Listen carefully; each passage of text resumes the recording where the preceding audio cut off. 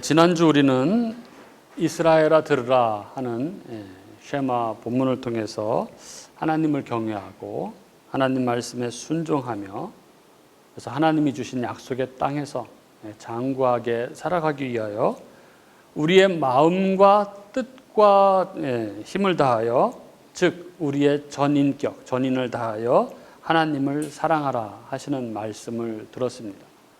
이렇게 우리가 전인격적으로 하나님을 사랑해야 하는 이유는 그분은 하나님, 여호와십니다. 스스로 계신 자, 창조주이십니다. 그분은 전능자이시기 때문에 그렇죠. 그분만이 오직 하나님, 유일한 여호와시기 때문에 그렇습니다.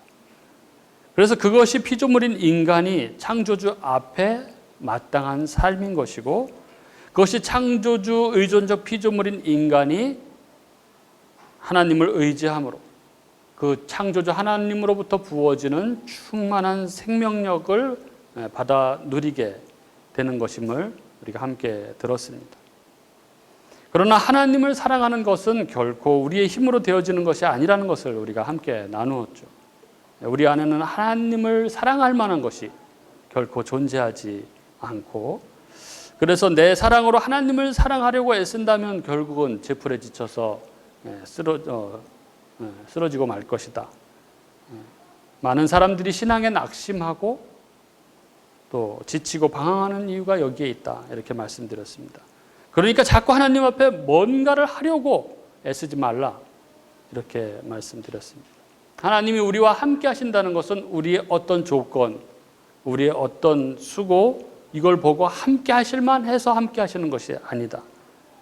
그래서 우리가 신앙생활을 제대로 하지 못해도 우리가 말씀에 온전히 거하지 못하고 잘못을 범해도 하나님은 우리를 사랑하셔서 여전히 함께 하신다. 이것이 우리의 기쁨이요 감사의 이유다. 이런 말씀을 함께 나눴습니다. 이런 말씀을 들으면 어떻습니까? 그렇구나, 하나님의 은혜가 이런 것이구나. 너무나 감사하다. 이 감사함을 어찌할꼬 하면서 하나님을 사랑하고 그래서 하나님을 더 알아가기 위해서 하나님 말씀을 보고 그래서 그 안에서 하나님을 더 깊이 알게 되므로 하나님을 더 깊이 사랑하게 되고 그래서 하나님을 예배하고 하나님이 사랑하라 하신 이웃들을 사랑하고 그렇게 살아가는 것. 그게 복음의 삶인 것이죠. 그러나 많은 경우 그렇지 못한 것을 우리는 보게 됩니다. 우리의 깊은 죄성, 이 율법주의적인 이 죄성, 성향이죠. 우리로 자기를 사랑하고 나의 의를 주장하려던 우리의 죄성은 이렇게 우리의 노력과 수고가 아무런 효과가 없다라고 이렇게 말하면 에이 그럼 그만두지 뭐. 그렇게 우리 마음속에 속삭입니다. 그래서 개중에는 그 받은 은혜를 다 던져버리고 방종한 삶을 살아가는 것을 보게 됩니다. 어차피 뭐 하나님이 사랑하신다니까. 하나님은 우리의 어떤 삶에도 우리가 죄를 져도 다 용서해 주실 것이고 한 번 믿으면 뭐 구원은 받는 거니까 이러면서 방탕하게 살아가는 사람들이 있는 것이죠.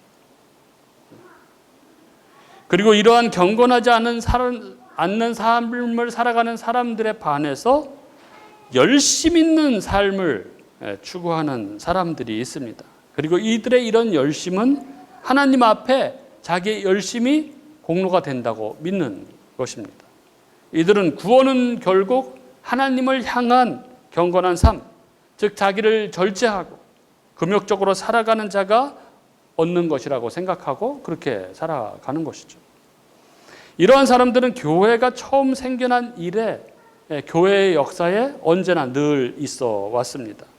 성경 시대로 거슬러 올라가면 율법의 행위를 강조한 바리새인들이 그랬고 또 할례파들이 이런 부류라고 할 수 있습니다. 그리고 이것을 신앙의 한 조류로 만든 사람이 있죠. 그 사람이 바로 영국 브리튼 출신의 수도사였던 펠라기우스였습니다. 그는 인간이 죄를 짓거나 혹은 죄를 짓지 않을 완전한 자유의지를 인간이 가지고 있고 그래서 자신의 의지와 노력으로 구원을 얻을 수 있다, 구원을 이룰 수 있다 이렇게 주장을 했습니다. 사실 이러한 주장만 보면 굉장히 막 뭐 말도 안 되는 주장이라고 이렇게 생각할지 모르지만 사실은 이러한 주장이 이것이 경건한 삶을 살려고 하는 그의 의지에서 나왔고 또 그랬기 때문에 그의 이러한 주장은 상당한 파급력을 발휘했습니다. 이 펠라기우스가 로마에 도착했을 때 그는 로마의 기독교인들의 그 방탕한 삶을 살아가고 있는 것을 보고 그는 매우 실망했다고 합니다. 펠라기우스는 그들이 그렇게 방탕하게 살아가는, 하나님을 믿는다고 하면서 그들이 그렇게 방탕하게 살아가는 그 원인이 하나님의 은총이 결국 하나님께서 정하신 대로 다 되는 것이라고 그들이 믿기 때문이라고 그렇게 생각했습니다. 그러다 보니까 사람들이 열심히 살건 열심히 살지 않건 결국 뭐 어차피 하나님 뜻대로 될 것이다 라는 이러한 운명론, 이러한 생각에 빠져 아무렇게 살게 된 것이라고 보았던 것이죠. 예, 펠라기우스는 성서를 매우 사랑했던 경건한 사람이었습니다.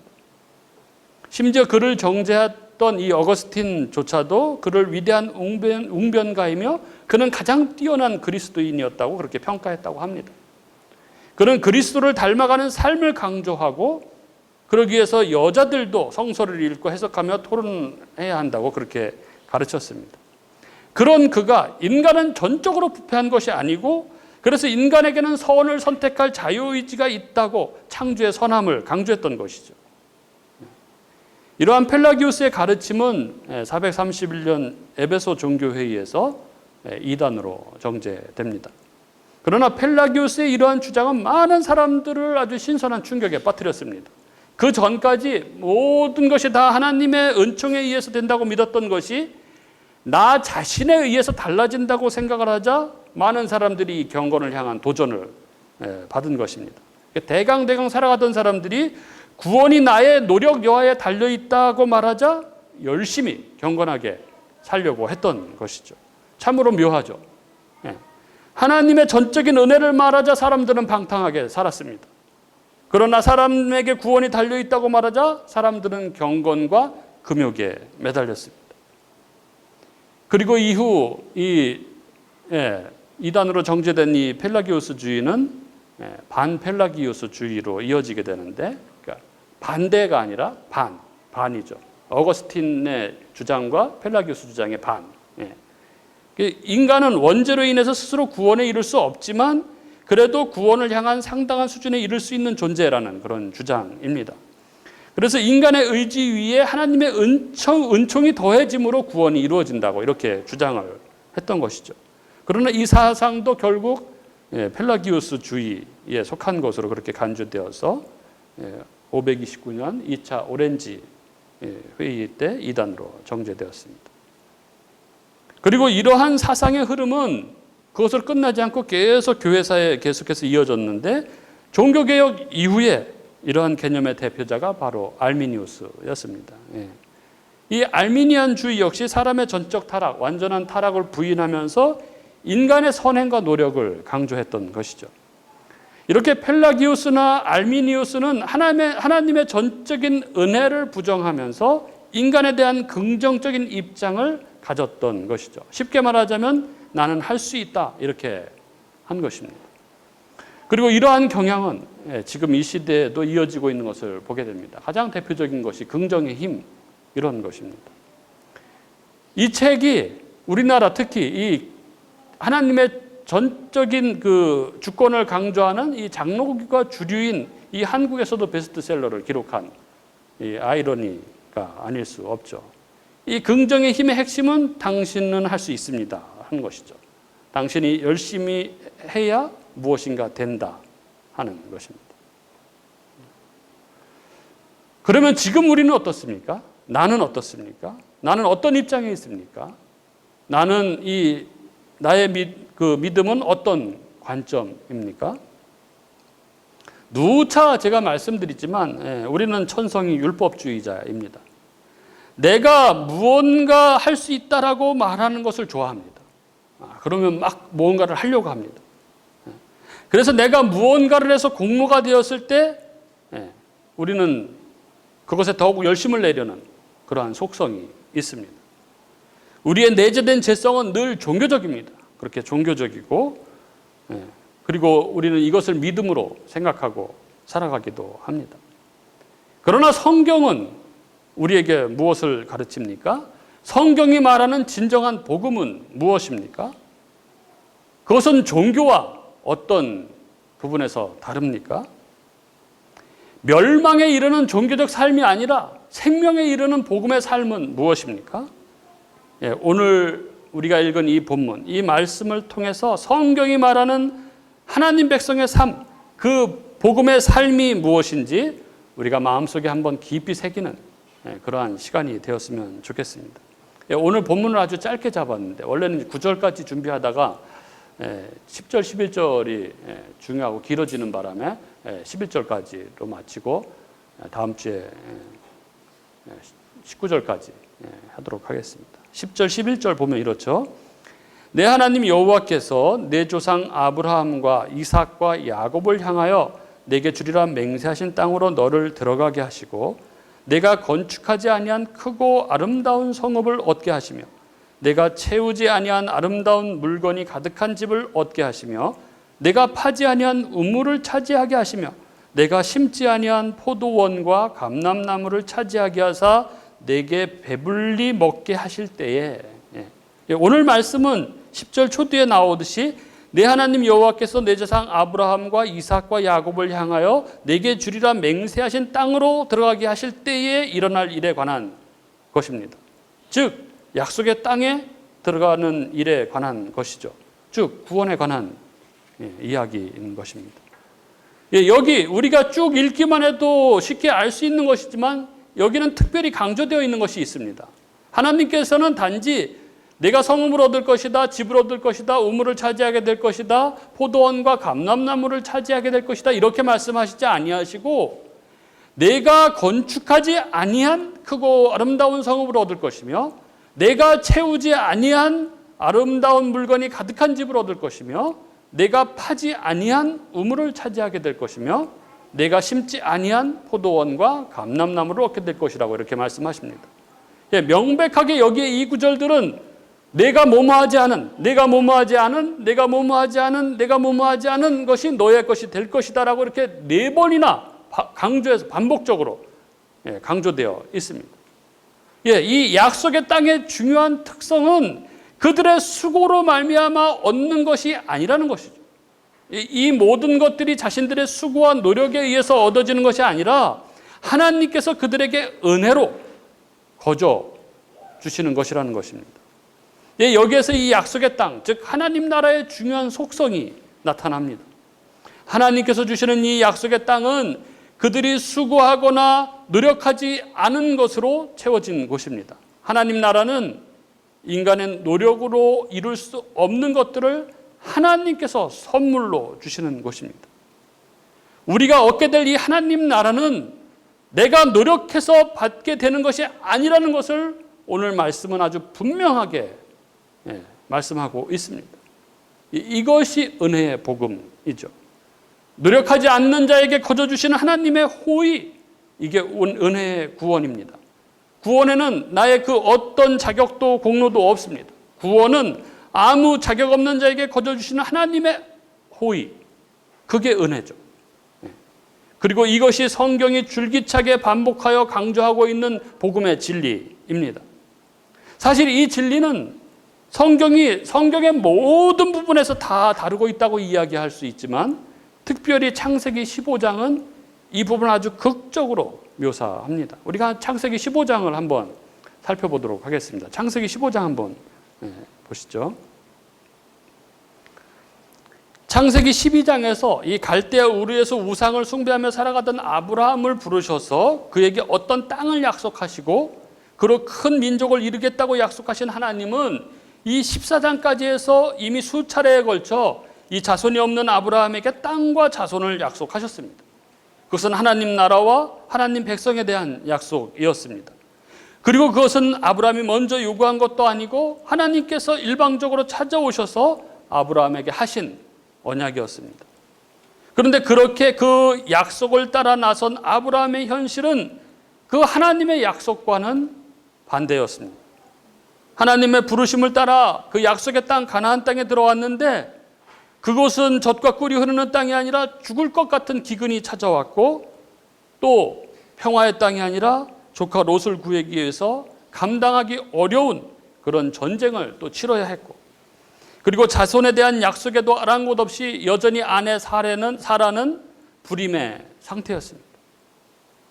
당연히 아브라함에게 두려움과 절망감과 초조함이 찾아왔을 것입니다. 그런데 하나님은 15장에서 그렇게 초조해하고 두려워하고 있는 아브라함에게 나타나셔서 다시 한번 후손에 대한 약속을 확인해 주셨습니다.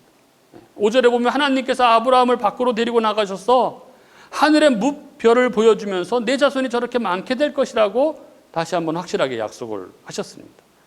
그리고 6절에 보면 이에 아브라함이 하나님을 믿었고, 그리고 하나님은 이 아브라함을 의롭다고 하셨습니다. 그리고 7절을 보세요.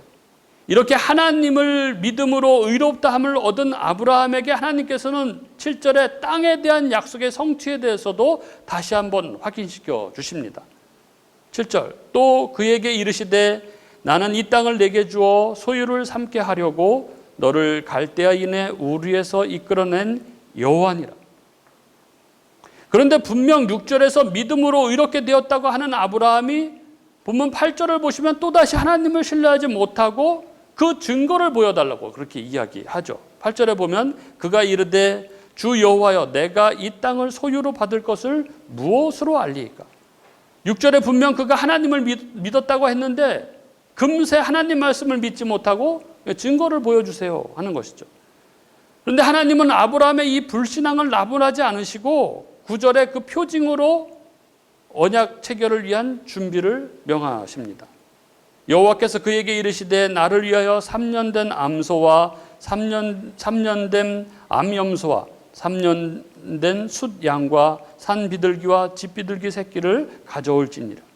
이에 10절과 11절에 보면 아브라함이 하나님이 준비하라고 명한 그 짐승들을 가져다가 그 중간을 쪼개어 마주 대하여 놓고 솔개를 쫓으며 그렇게 기다립니다. 재물을 쪼갠다는 것은 제가 여러 번 설명드렸다시피 고대 시대의 언약의 관습이었습니다. 언약의 당사자가 손을 잡고 쪼개진 재물 사이를 걸어감으로 해서 이 언약을 어긴 자는 반드시 이 재물처럼 쪼개지게 될 것이라는 그런 의미로 언약을 체결하는 것입니다. 그리고 12절 해질 무렵에 아브라함이 깊이 잠든 중에 하나님이 임재하시죠. 그리고 13절에서 16절 아브라함과 그 자손들의 미래에 대한 예언이 펼쳐집니다. 13절부터 16절은 이렇죠. 여호와께서 아브라함에게 이르시되 너는 반드시 알라. 내 자손이 이방에서 객이 되어 그들을 섬기겠고 그들은 400년 동안 내 자손을 괴롭히리니 그들이 섬기는 나라를 내가 징벌할지며 그 후에 내 자손이 큰 재물을 이끌고 나오리라. 너는 장수하다가 평안히 조상에게로 돌아가 장사될 것이요 내 자손은 4대 만에 이 땅으로 돌아오리니 이는 아모리 족속의 제약이 아직 가득 차지 아니함이니라 하시더니, 즉 이 말씀은 나는 이런 하나님이다 하시는 것입니다. 아직 자손도 없는, 자식도 없는 그 아브라함을 향해서 나는 내 자손, 즉 나의 백성을 반드시 하늘의 무별처럼 많게 할 것이다. 내가 반드시 만들어낼 것이다. 나는 만물의 창조주 주관자다. 역사도 인생도 내가 창조하였고 내가 이끌어간다. 그리고 내 자손은 광야의 시간을 통해서 반드시 내가 성숙시켜낼 것이다. 그리고 마지막 때 제약이 가득해지는 때 내가 이 땅을 심판하고 나의 백성들을 나의 나라로 들어가게 할 것이다. 이렇게 말씀하고 계시는 것이죠. 그리고 17절 해가 져서 어두울 때에 연기나는 화로가 보이며 타는 횃불이 쪼갠 고기 사이로 지나더라라고 이렇게 성경이 적고 있습니다. 연기와 횃불 하면 생각나는 것이 있죠. 이스라엘을 광야에서 인도하셨던 이 하나님의 현현, 그것이 바로 불기둥과 구름기둥입니다. 그러니까 하나님의 임재가 쪼갠 고기 사이로 홀로 지나가신 것입니다. 그것은 하나님께서 약속하신 자손과 땅은 하나님 홀로 반드시 이루시겠다는 하나님의 자기 선언인 것입니다. 하나님의 이 구원과 하나님 백성의 성화 그리고 하나님 나라의 완성은 하나님이 주권적으로, 하나님이 주도적으로 만들어 가시는 하나님의 역사입니다. 여기에는 인간의 어떤 수고도, 어떤 노력도, 어떤 공로도 끼어들 틈이 없습니다. 아니, 오히려 인간은 늘 하나님을 불신하고 하나님을 대항하고 하나님을 대적합니다. 그게 인간이죠. 그런데 그런 우리를 버리지 아니하시고 하나님이 당신의 약속을 반드시 이루셔서 우리에게 하나님 나라를 선물로 주시는 것입니다. 조금 전 창세기 15장에서 스스로가 청해서 하나님과 언약을 체결한 아브라함이 어떻게 합니까? 그 약속을 언약의 당사자인 아브라함이 깹니다. 바로 다음 장 16장에 보면은 아브라함이 여종 하갈을 통해서 이스마엘을 낳습니다. 분명히 하나님은 15장에서 내 몸에서 날 자, 즉 적자가 내 후손이 될 거라고 말씀하셨는데 시간이 지나도 하나님의 약속이 이루어질 기미가 보이지 않자 종 하갈을 통해서 자식을 낳은 것입니다. 그렇게 약속은 깨졌습니다. 그러면 약속의 당사자인 아브라함이 쪼개져서 죽어야 하는 것이죠. 그런데 아브라함은 쪼갠 고기 사이로 지나가지 않았습니다. 하나님이 홀로 지나가셨습니다. 그래서 하나님은 쪼개져야 할 아브라함 대신에 당신의 쪼개지심을 통해서 그 언약을 성취시키는 것입니다. 그러니까 하나님은 처음부터 당신의 언약 완성을 당신이 쪼개짐으로 이거 이루어질 것임을 보여주신 것이죠. 그래서 애초에 쪼개진 짐승 사이로 하나님 홀로 지나가신 것입니다. 그래서 이 언약대로 십자가에서 인간의 몸을 입고 이 땅에 오신 하나님, 그 예수님이 쪼개지신 것입니다. 그리고 그로 말미암아 그 언약대로 하늘의 뭇별처럼 많은 하나님의 백성들이 탄생하게 된 것입니다. 그 만물의 창조자, 그 만물의 주관자이신 하나님이 당신이 홀로 십자가에서 몸을 쪼개심으로 그 언약을 성취하신 것입니다. 그래서 하늘의 뭇별과 같이 저와 여러분들 교회가 탄생하게 된 것입니다. 우리가 죽어야 하는데, 우리가 쪼개져야 하는데 하나님이 홀로 쪼개지신 것입니다. 여러분, 그렇습니다. 우리는 스스로 어떤 것도 하지 않았습니다. 아니, 어떤 것도 할 수가 없었습니다. 우리는 원래 언약을 어긴 언약의 당사자로서 죽어 마땅한 그런 존재였습니다. 그런데 그런 우리를 대신해서 하나님께서 죽으셨습니다. 그래서 우리가 살아난 것입니다. 이것을 오늘 본문은 이렇게 말씀합니다. 내 하나님 여호와께서 내 조상 아브라함과 이삭과 야곱을 향하여 내게 주리라 맹세하신 땅으로 너를 들어가게 하시고 내가 건축하지 아니한 크고 아름다운 성읍을 얻게 하시며 내가 채우지 아니한 아름다운 물건이 가득한 집을 얻게 하시며 내가 파지 아니한 우물을 차지하게 하시며 내가 심지 아니한 포도원과 감람나무를 차지하게 하사 내게 배불리 먹게 하신다. 우리는 내가 건축하지 아니한 크고 아름다운 성읍을 얻은 것이고 내가 채우지 아니한 아름다운 물건이 가득한 집을 얻은 것이고 내가 파지 아니한 우물을 차지한 것이고 내가 심지 아니한 포도원과 감람나무를 얻게 된 것입니다. 하나님은 우리의 무엇 때문에 우리를 구원하신 것이 아닙니다. 우리를 사랑하셔서 당신이 홀로 이루신 것입니다. 그래서 은혜입니다. 우리는 그분 안에 숨기만 하면 되는 것입니다. 그게 믿음입니다. 그 은혜로 인하여 믿음으로 말미암아 우리는 예수로 덧입게 되는 것입니다.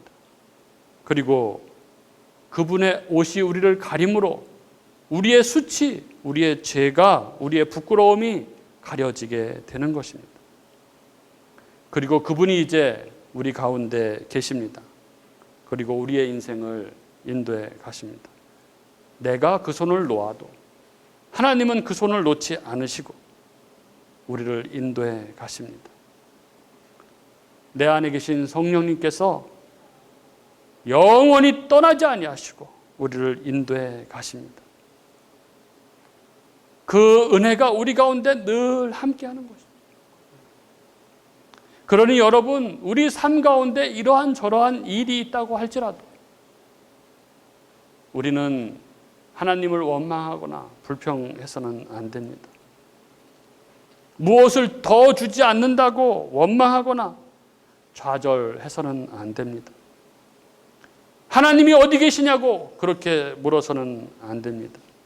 그분이 우리에게 영원한 생명을 주셨고 내 안에 계셔서 그 영원한 생명을 완성시키며 우리와 영원히 함께 하시며 우리를 인도해 가십니다. 그 은혜에 감사해서 하나님을 예배하는 것이고 그 은혜에 감사해서 그 하나님을 경험할 수 있는 말씀을 사모하게 되는 것이고 말씀 안에서 하나님을 더 깊이 알아감으로 하나님을 더욱 사랑하게 되는 것이고 그래서 하나님이 사랑하라 하신 그 이웃들을 사랑하며 살아가게 되는 것입니다. 그게 바로 복음으로 살아가는 삶입니다. 새 생명을 가지게 된 것, 그게 가장 소중한 것입니다. 그 이외의 모든 것은 그 생명에 비하면 사실은 아무것도 아닙니다. 제가 사는 집이 아파트가 오래된 아파트입니다. 30년 가까이 된 아파트. 안 됐습니까? 20년? 20년. 나무가 얼마나 우거졌는지 30년인 줄 알았더니 20년 된 아파트. 나무가 우거져서 그런지 매미가 얼마나 많은지 몰라요. 매미 소리 때문에 잠을 제대로 못 잡니다. 그래서 새벽마다 매미 때문에 잠을 깹니다. 막 매미가 울어서 깨보면은 그 방충망에 탁 달라붙어가지고 얼마나 우는지 잠을 설치곤 합니다. 일어나서 그 방충망을 털고 쫓아버리고 자고 예원이는 막 매미만 보면 기겁을 합니다. 저거 어떻게 좀 해달라고. 그래서 간신히 털어내고 귀찮죠. 자다가 일어나서 해야 돼. 오늘 새벽 갑자기 시끄러웠습니다. 시끄러운 소리에 깼는데 이 소리가 사이렌 소리가 들리는 거예요. 사이렌 소리가 들리는데 가만히 들어보니까 멀지 않은 곳에서도 들리는데 계속 울리는 거예요. 사이렌 소리가 계속 울리는데 사이렌 소리와 더불어 그 왜 소방차에서 나오는 그 마이크 소리 있지 않습니까? 이런 소리가 계속 들리는 거예요. 그래서 뭔 일이 났구나 이런 생각이 들었어요. 그런데 계속 너무 시끄러워가지고 일어났어요. 일어나서 도대체 뭐 때문에나 밖으로 나가봤어요. 저는 그 길가에서 무슨 일이 벌어졌는지 알고 길가를 봤더니 아무 일이 없어요. 근데 소리가 점점 가까운 데서 들리는 거예요. 그 사이렌 소리는 계속 울리고 그리고 그 막 이상한 소방차 마이크 소리 막 이런 게 들리고 순간 분위기가 좀 이상해진 거예요. 이상한 거예요. 이렇게 보니까 막 사람들이 막 밑에서 막 이렇게 왔다 갔다 막 뛰어다녀요. 그리고 위에서 막 사람들이 내려와요. 막 불이 켜지고 뭐 매캐한 냄새도 나요. 이게 우리 아파트, 우리 동에서 일어난 일인 거야. 우리 동에서 일어난 일인 거야. 근데 순간 어찌할 바를 모르겠어요. 우리 집이 11층인데 어찌할 바를 모르겠는 거예요. 이거 어떡하지? 일단 아내를 깨웠어요. 일어나 보라고. 지금 일이 생겼다고. 예원이 빨리 깨우라고. 네. 근데 11층에서 이게 지금 불이 났는데 우리 아파트에 불이 난 거예요. 우리 동에 불이 난 거예요. 근데 이걸 어떻게 엘리베이터를 타면 안 되잖아요. 엘리베이터를 탈 수도 없고 이 밑에 어디서 불이 났는지도 모르겠고 이걸 어떻게 해야 되지 막 이랬는데 막 예원이는 막 다리가 후들거린다고 막 이러고 어떻게 물수건으로 뭐 어떻게 할까 뭐 물수건을 가져올까 막 일단 핸드폰을 달라고 핸드폰을 들고 일단 제가 계단으로 그래서 막 내려갔어요. 막 내려가는데 한 계단 내려갈 때마다 10층에도 이상이 없고 9층에도 이상이 없고 8층에도 이상이 없고 그래서 1층까지 내려왔는데 이상이 없는데 1층에 사람들이 많아요. 이거 뭐냐고 다들 막 뛰쳐나온 거예요. 그 비상벨이 오작동.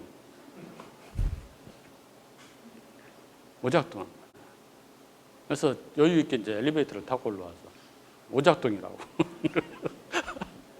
근데 그 아까 매캐한 냄새는 뭐야? 어떤 사람이 그 아까 담배 핀 것 같다고.